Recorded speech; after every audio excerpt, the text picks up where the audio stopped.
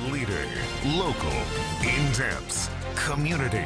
You're watching KFDX3 News at 6, home of the 2016 Summer Olympics. It's a very difficult time for law enforcement. A lot of challenges, a lot of scrutiny. That does tend to affect whether a person wants to become a police officer or not. Good evening, everyone. Thanks for joining us. I'm Doug Bilyeu. And I'm Gwen Bevel. Police all around the country are changing procedures, working in pairs and upping security after a gunman ambushed officers at a park in downtown Dallas. Police killed 25-year-old suspect Micah Johnson after a standoff early this morning. He's a former Army reservist who served in Afghanistan. The Dallas police chief says Johnson wanted to kill white people, especially white officers. We start our coverage tonight with Emily Schmidt, who has more on the latest on this investigation and the response. If there was a message from Dallas protesters after police officers shot and killed Philando Castile in Minnesota and Alton Sterling in Baton Rouge, it was that violence could not win. But even at the demonstration, violence caused still more loss. Is that a cop dead? Police say 25-year-old Micah Xavier Johnson of Mesquite, Texas, who had served in the U.S. Army Reserve and with no criminal record, started shooting police officers. The suspect said he was upset about Black Lives Matter. He said he was upset about the recent police shootings. The suspect said he was upset at white people. We got a guy with a long rifle. We don't know where the hell he's at. Officers found themselves the target. Police say when hours of negotiations broke down, a bomb robot exploded and killed Micah Johnson. It was the single deadliest day for law enforcement since 9/11. When people say Black Lives Matter, that doesn't mean blue lives don't matter. It just means all lives matter. President Obama started a call for calm that echoed across party lines. Hillary Clinton and Donald Trump canceled campaign appearances. Flags were lowered across the nation. Let's not lose sight in our common humanity.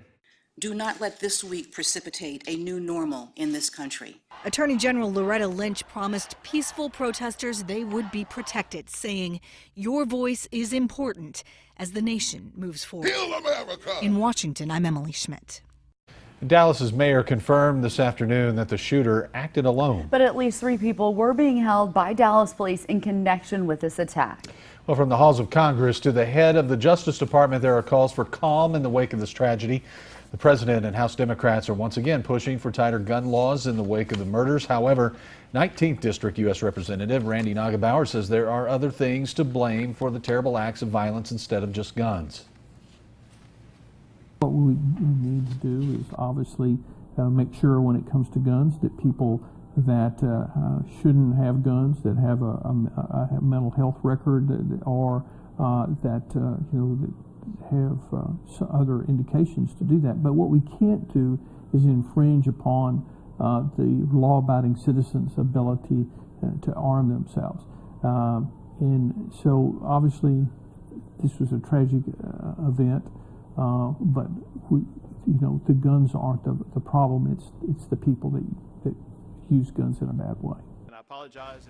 Earlier this afternoon, Governor Greg Abbott spoke about the shooting. He says Texans have always shown trademark resilience, which is needed now more than ever. You can find his full remarks on Texoma's homepage.com. In Wichita Falls, the news hit the local police department hard as well. Matt McCulloch sat down with our mayor, a retired police officer, and a WFPD sergeant who has served our community for many years. Matt. Yeah, strategies like this don't get any easier for both men, but they offer a solution to help stop this violence. And they say it starts with a conversation.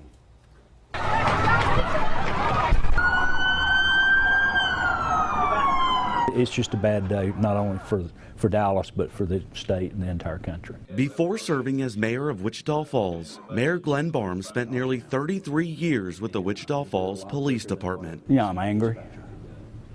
I'm sad and I'm hurt. When I got on the police department and when I went to work for them in 1972 and then became an officer in 1974, we were going through turbulent times then. Police community relations were not the best in the world back then, but we worked through them. Over time, Barham believes police officers gained respect, but since retiring from law enforcement, he says police perception has changed again. Except for those early years, that was the case. Law enforcement officers were respected and listened to. I don't think that's the case today. We go out and do a job every day that most people don't realize. And we see and deal with things that the majority of the public doesn't deal with. Sergeant John Spraggins, speaking on behalf of the Wichita Falls Police Officers Association, has been with the PD for 21 years. He says there's a way to bridge this gap between law enforcement and citizens. We have to open up those lines of communication, and we have to educate and be transparent about how things happen to our citizens as well. He suggests joining a Citizens Police Academy. Learn about law enforcement, learn about that process, educate yourself about that process. First and foremost, you have to talk. It's as simple as that. You have to talk. The relationships here are great, but if something does happen, we know as a community that we can talk it out and we can deal with those issues without becoming violent.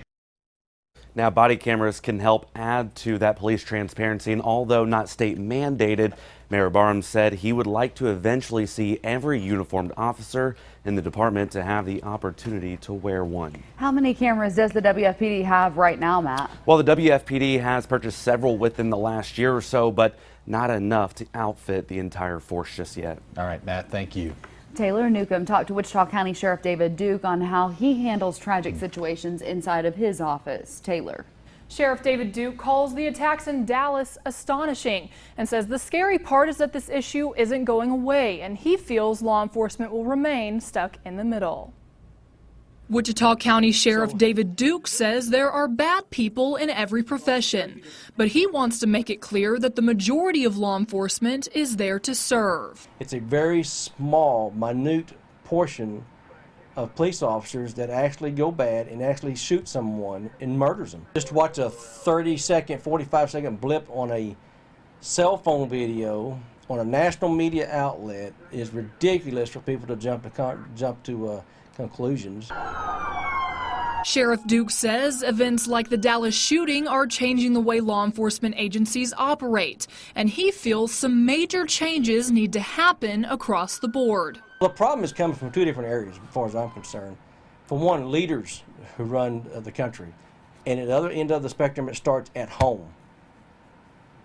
Parenting, right parenting, fathers, mothers, uncles, grandparents, to teach a child what's right from wrong. We want to be here if they need us. Chaplain Willie Howard says regardless of where violent attacks happen, it affects officers right here in Wichita County. I think emotionally, I think it affects them big time.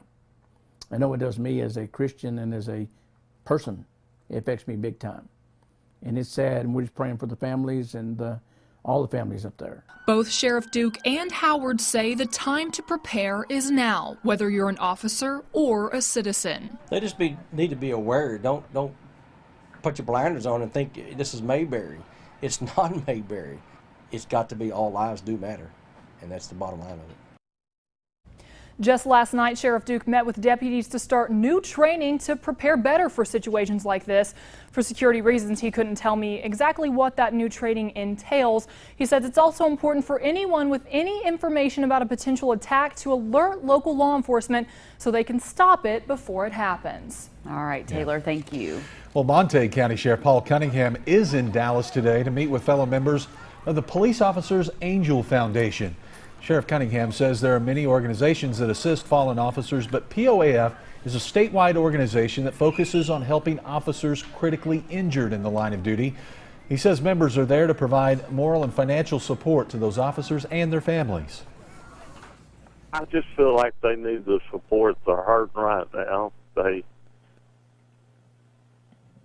feel that there's nobody there for them. We need to support them. We need to know that it's a brotherhood.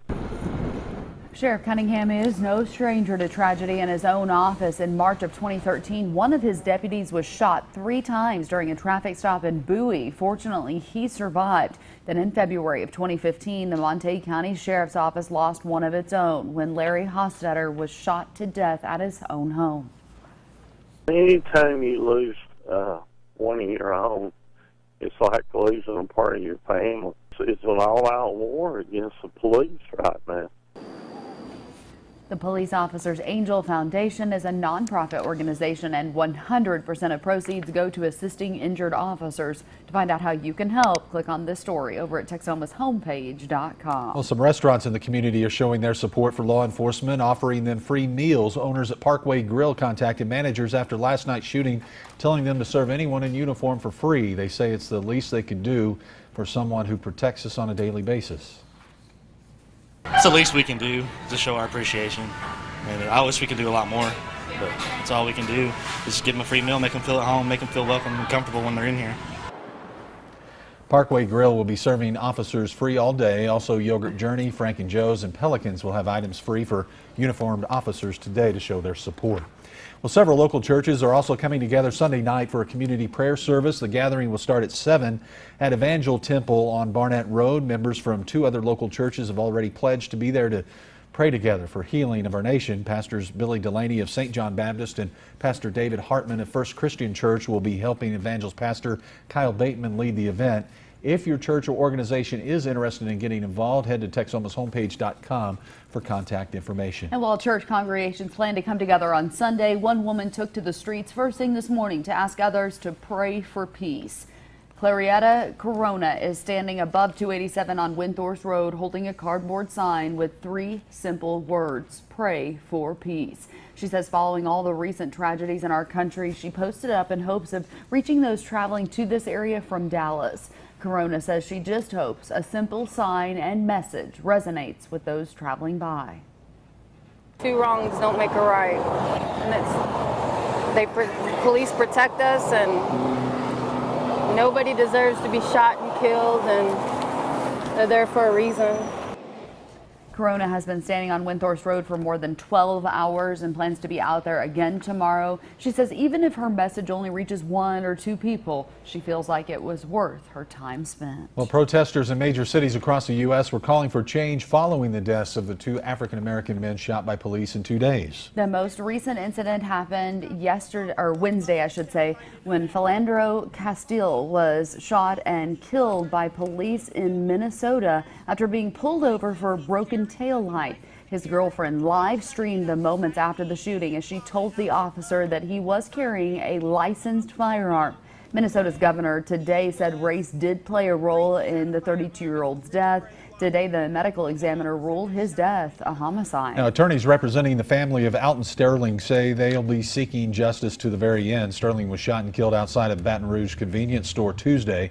Federal authorities have taken charge of the investigation. A graphic cell phone video of the shooting was shared widely on social media, quickly sparking local protests like the one in Dallas, where police officers were working last night. And Samaria Terry spoke with members of the Wichita Falls Black community today, who, along with the entire nation, are trying to come to grips with such an incredibly violent week.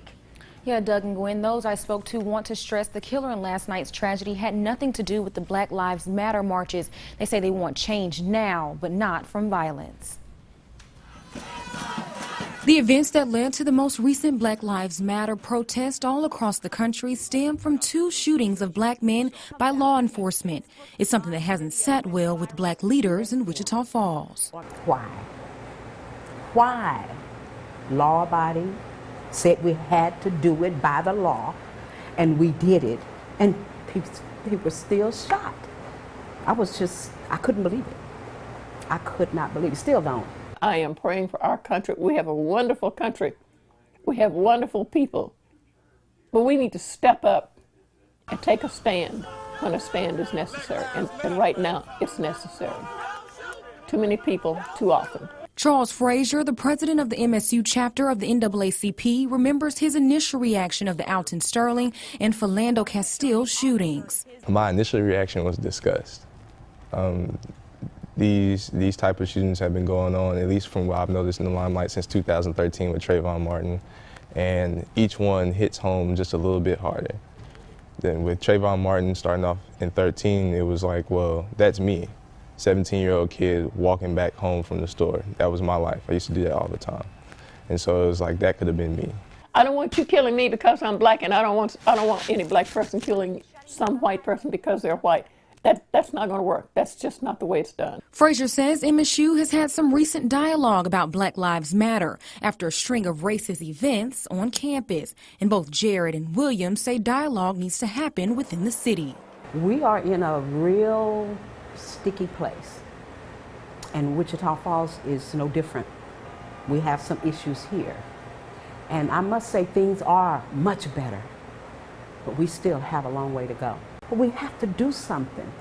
We have to show every resident that their lives matter, if they're black or whatever color, because their lives do matter.